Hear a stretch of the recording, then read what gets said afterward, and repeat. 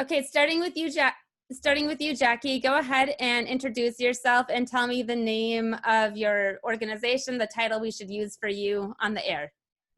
I'm Jackie Goplin, and I am co-founder with Beth Stay of Curds for Kids. And Beth? And I am Beth Stay. I also am co-founder with Jackie of Curds for Kids. Talk about how Curds for Kids came to fruition. Well, I believe it started when we heard that farmers were dumping milk, knowing that there are hungry children, and it just seemed so wrong that that would be happening. So through our church, I reached out to our pastor. She said that yes, something needs to be done about that, and you and Jackie together and get this done. So she kind of introduced me to Jackie, and then we just started. I guess the next thing that happened, sorry, I'm not sounding articulate at all.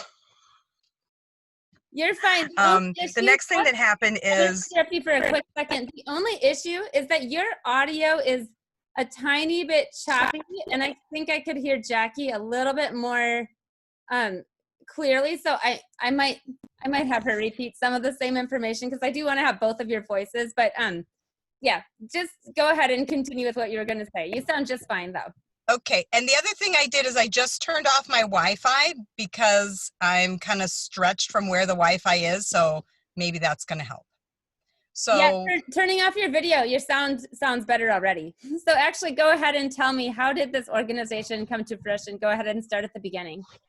All right. So we heard that it was in the news all over the place, I think nationally, not just in Wisconsin, that dairy farmers were being required to dump milk because the coronavirus had interrupted their markets and caused an excess of milk in the marketplace, and there wasn't anywhere for it to go. And that just seems so wrong, knowing that there are hungry children.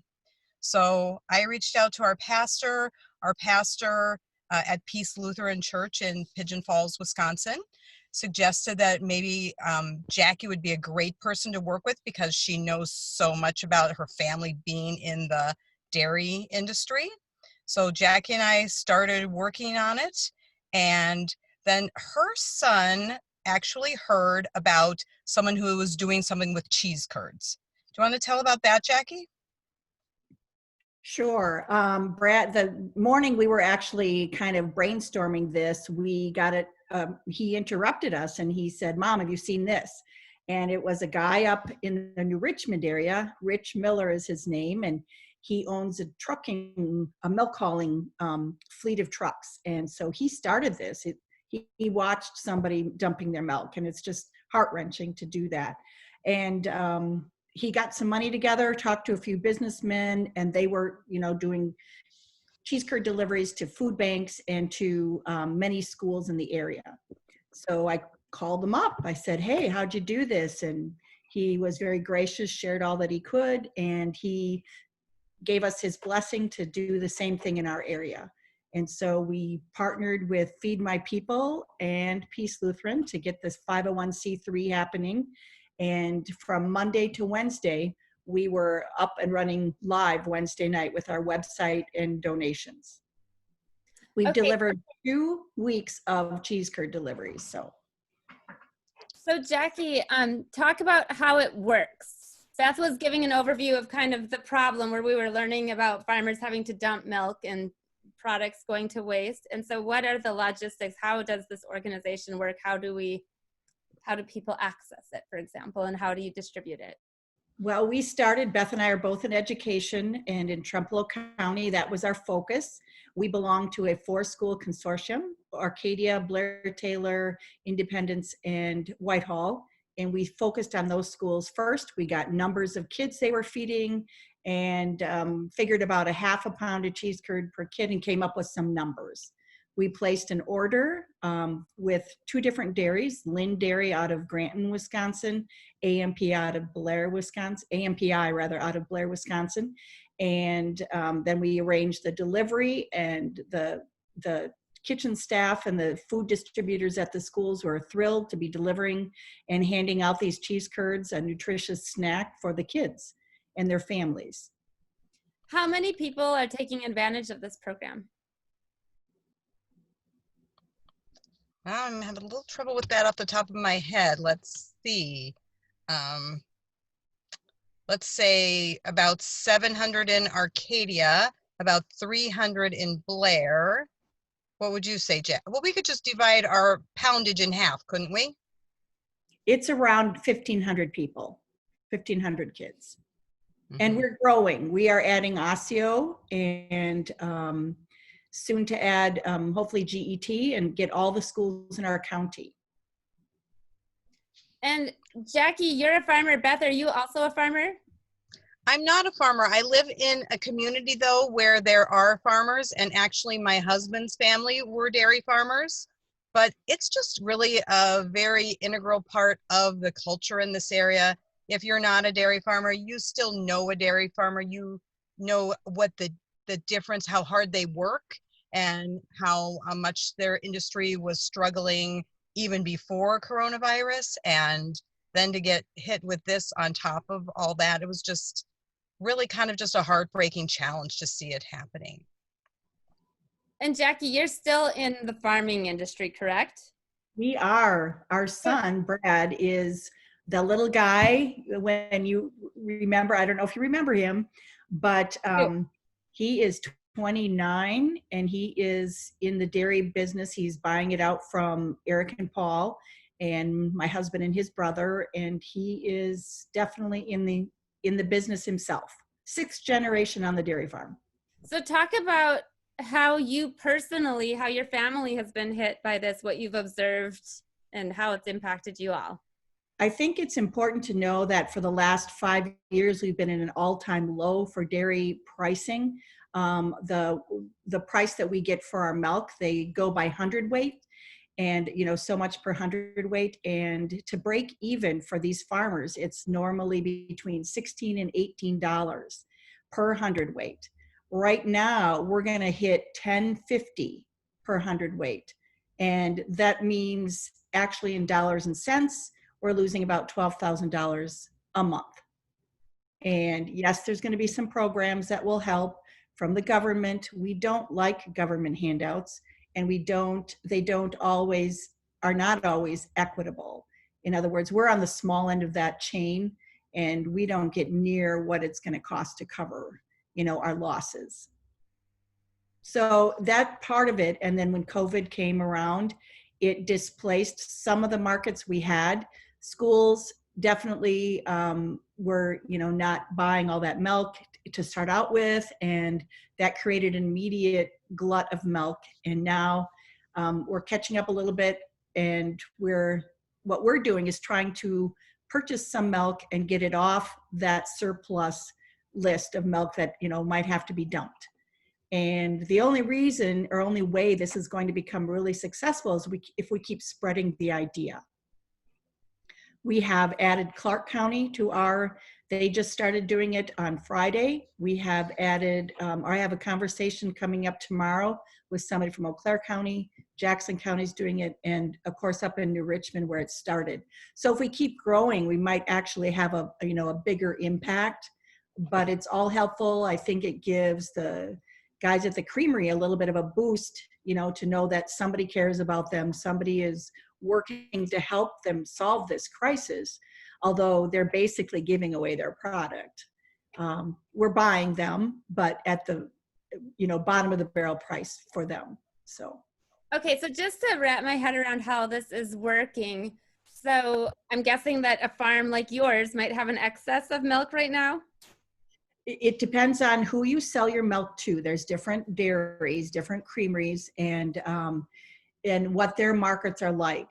And right now, we haven't personally had to dump milk, but other people in the area have, and we hear about more having to do it this next month. We might have to down the road. We don't know. And it's possible that they just send a letter, and which one of the companies did a few years ago. They just said, we're dropping you off our route, so find another place to sell your milk. Well, then you've got to hope somebody else will take your milk when there's too much already. So it's a marketing issue for sure. For example, in California, can you guys get good cheese? I'm a vegan, but it's a tough, but I still support my Wisconsin roots though. So Good. this interview. Yes, absolutely. And so I think there's, we know people in other parts of the country that, oh, I'd give anything for Wisconsin cheese.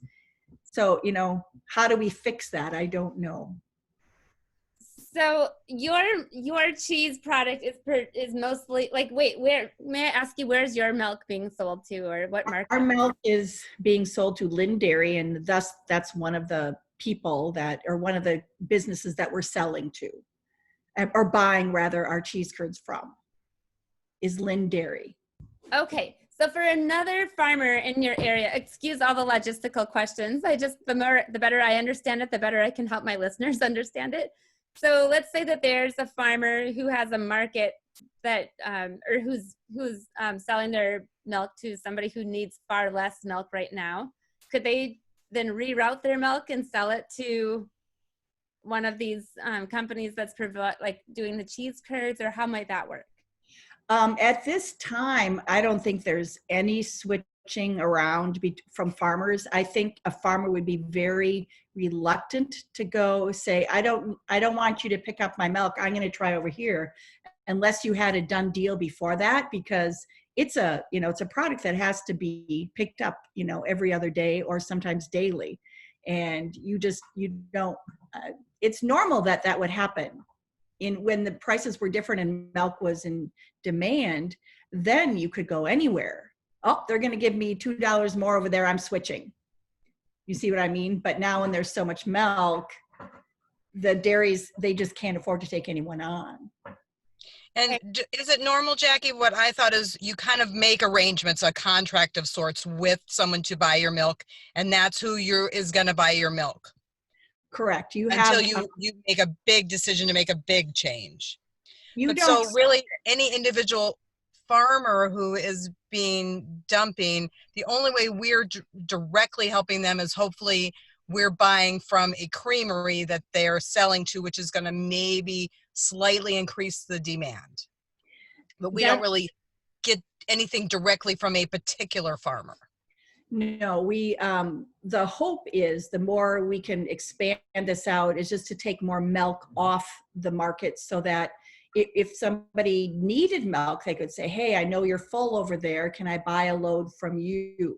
And milk companies do that, in all the time, in good times and bad. If they have so many orders to go out and they know they're not going to have enough milk, they'll contract with another creamery to get more milk and fill that order. And they do some jockeying like that, yes, but that's a little bit different. It's just the opposite, way of handling it right now, and there's too much on the market.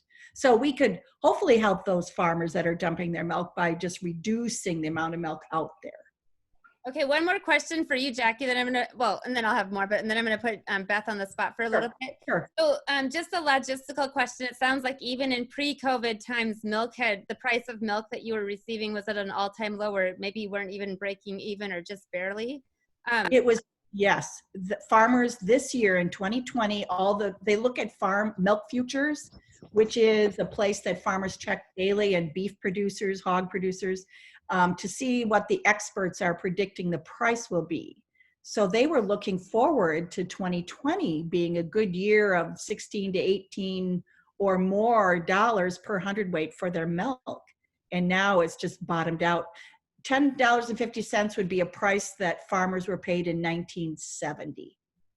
And why is this? Why has it gone down to such a low price even prior to the pandemic? Well, there's a lot of talk about big ag and people, that have 5,000 cows in their herd and are buying up. We are fighting for our lives as a small dairy farm, and we have 100 cows, and that's, that used to be a more than adequate size herd. Should be able to make a living on it. But when you've got people, starting up 5,000 cow herds, then there's a real too much milk out there. So overproduction, How many do you have in your herd? 100.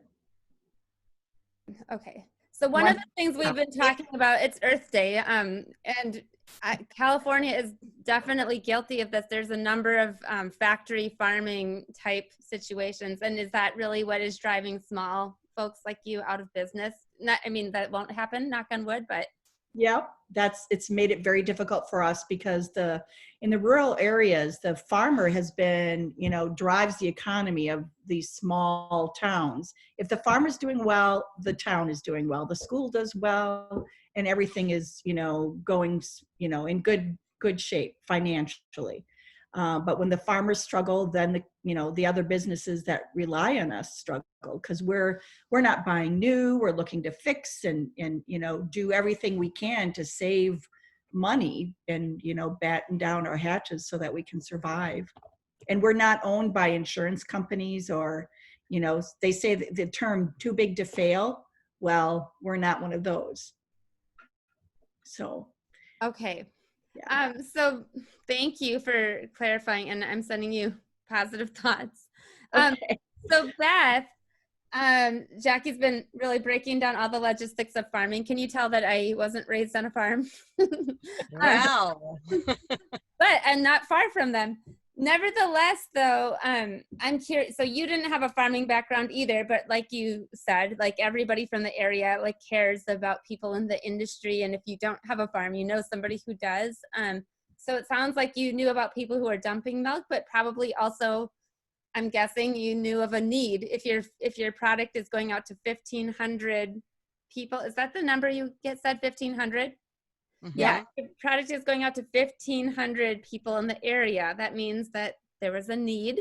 How did you find those people and kind of talk about that process of how do we decide on who's getting the product and how did you recognize that need?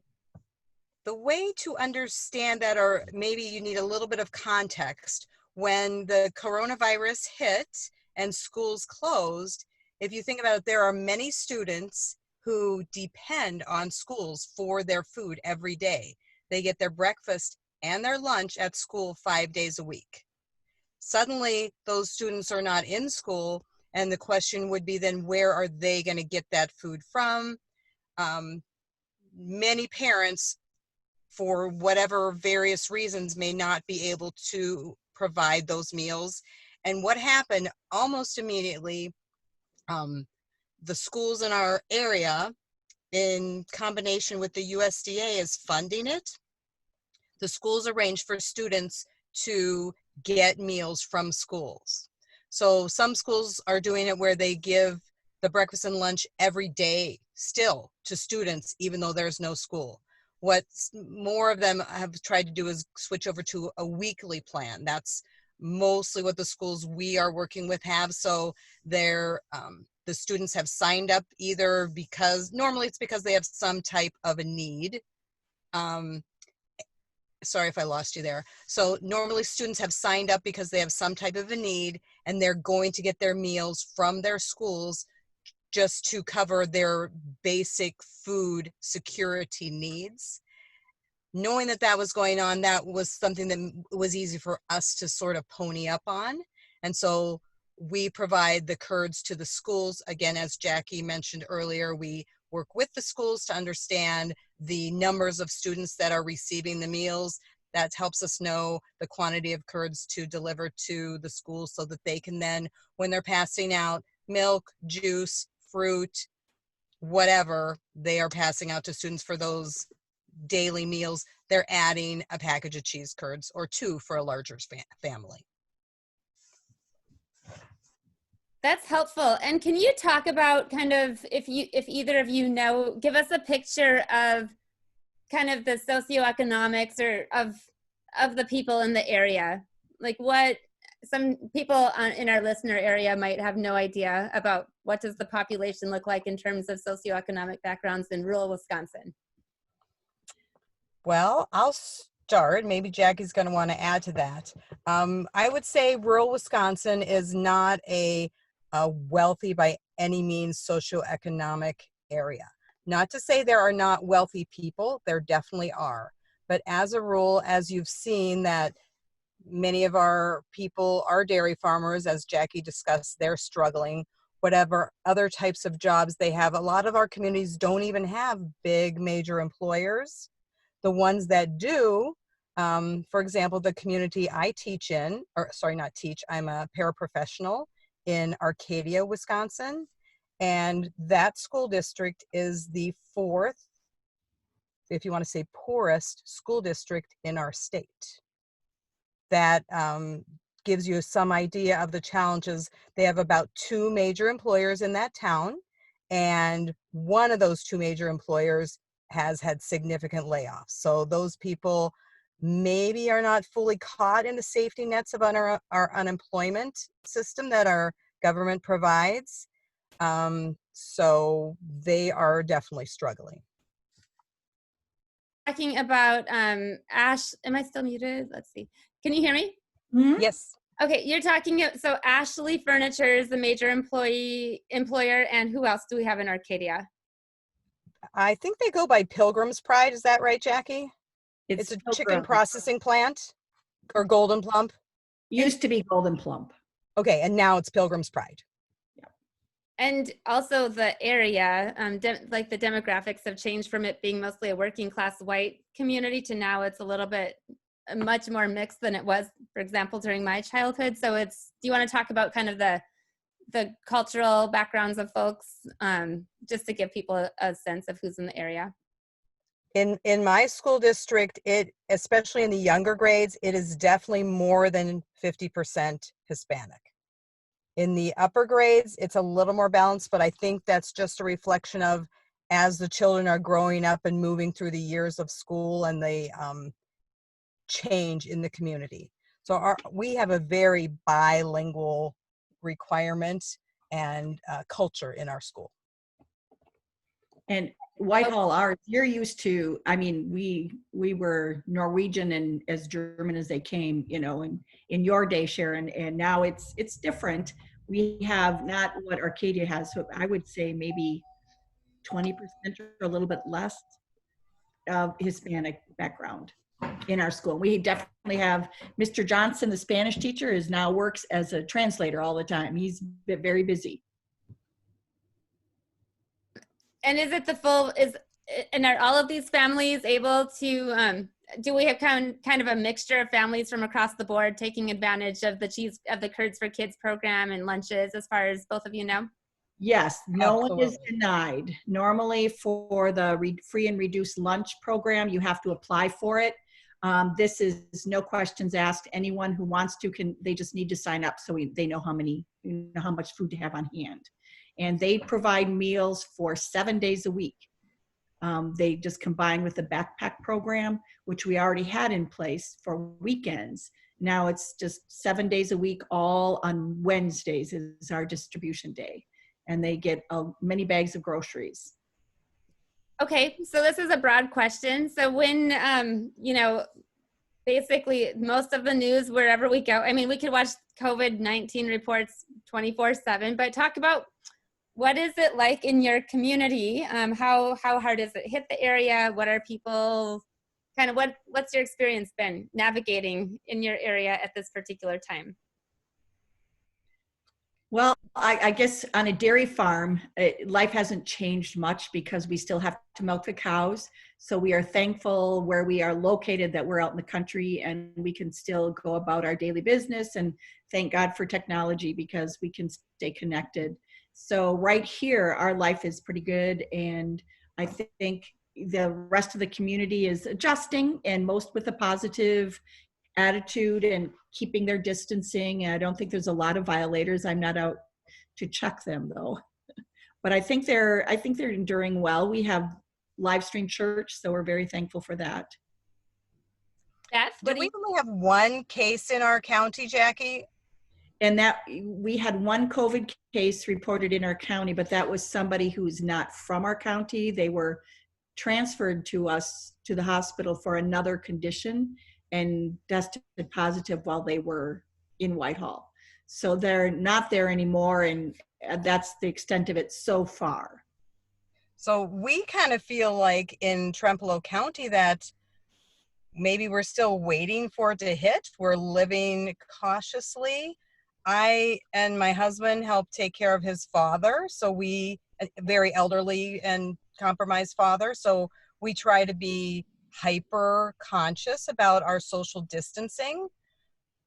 But really, yes, people are wearing masks, and yes, people are using a lot of hand sanitizer, but in a way we feel like we're doing all this stuff, but it's not here, at least not yet. And at least not that you know of, right? Because it sounds like they're doing such minimal testing compared to how many people we are. So that's good. I'm glad you're not being slammed like the way California was. Um, and then I guess I just wanted to end by I'm going to ask a two-part question, so you can both take either or both parts, and you can. I'd love to hear from both of you. First of all, any silver lining of the COVID-19 pandemic that you're finding? I mean, this organization seems like one example. And also, what might you like listeners in other parts of the country, such as California, to have in mind about farmers and people in rural America? I think if I were to identify a silver lining, it is we are learning new ways to connect. We're learning how to use technology in ways that we never thought about. With distance learning in our schools, maybe in a way it's giving us a lot more one-on-one when we're reaching out to a student who isn't able to necessarily do their work fully on their own. We have a much better opportunity for that one-on-one connection to really be helping that student in their area of greatest need.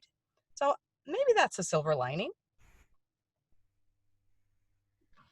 Okay, I think there's a lot of positives that can be taken away from this. And one of them, and I'm guilty of this, is just as many other families are, of being so busy that there's no time for anything. There's no time to call your friend. There's no time to reflect or get to know your own, house and what's here. So I think it's after about a week of adjusting, it's been, wow, this is okay. And I think families with children home, I think have been thrown a real curve as far as what they have to do to keep the children learning, engaged, and the different role that they're playing to try to get them to do the work and know how to make them aspire to complete the assignments that they're getting. So I think that's a real eye-opener for parents.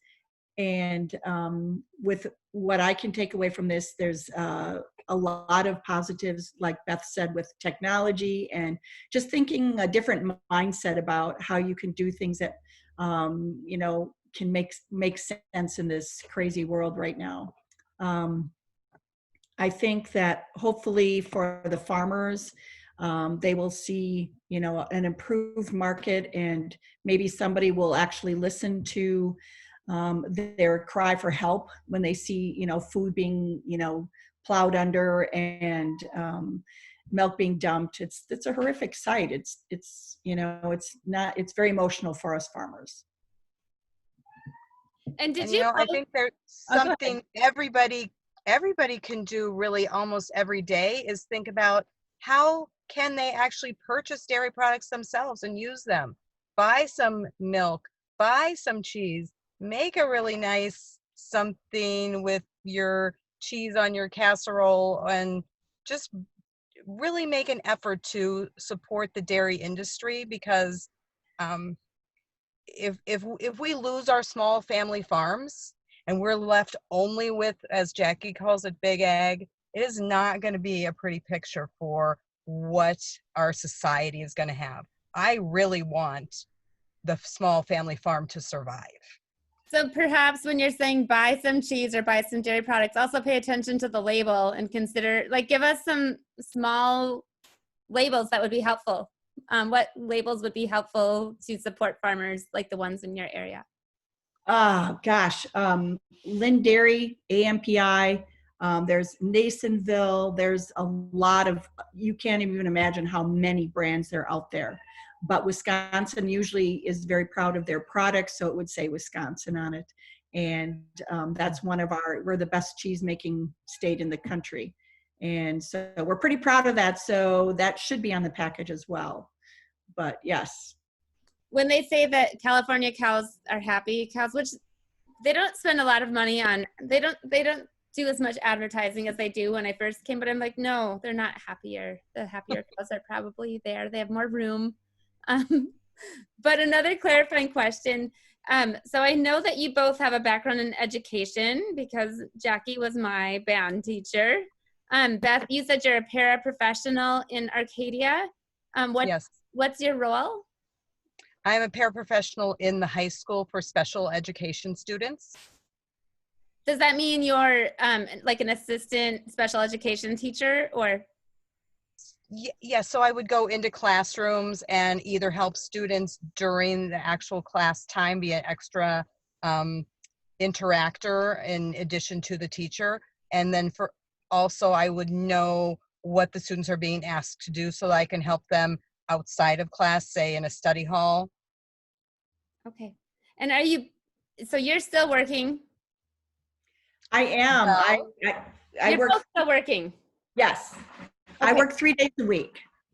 Okay. And you're doing everything virtually? Yes, we are. I'm doing band lessons via Google Hangout is the what we use, our platform. But yes, Awesome. it's different. Okay. And then final, and it still is band is your area, right, Jackie? It is, yes. Okay. Just want to make sure to incorporate some of these details. So finally, you come to this as educators with many years of experience. You connected, it sounds like, through your church, but what would you say is the most important lesson that you learned from working together to start this foundation at this particular time? Well, I think it's been great for me to get to know Beth more. She was in our church choir, which I direct, so I knew of her, but she's a relatively new member.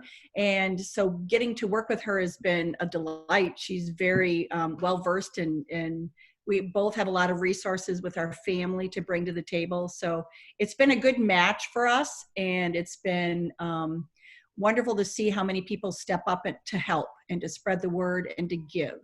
And it's, when times are hard, it's always enlightening to see so many people chip in and, for a good cause. And Beth? I think I would probably just emphasize what Jackie said. It's been so amazing to see how all kinds of people with all different talents and abilities have been able to bring whatever it is they're good at to help us complete this. Whether it's somebody who helps know how to do a Facebook page and post things, or somebody how to get the website working, or somebody who can help deliver the cheese curds, whatever it is, we have just seemed like we've had the right people at the right place at the right time to make it all happen. And that has been quite remarkable to see.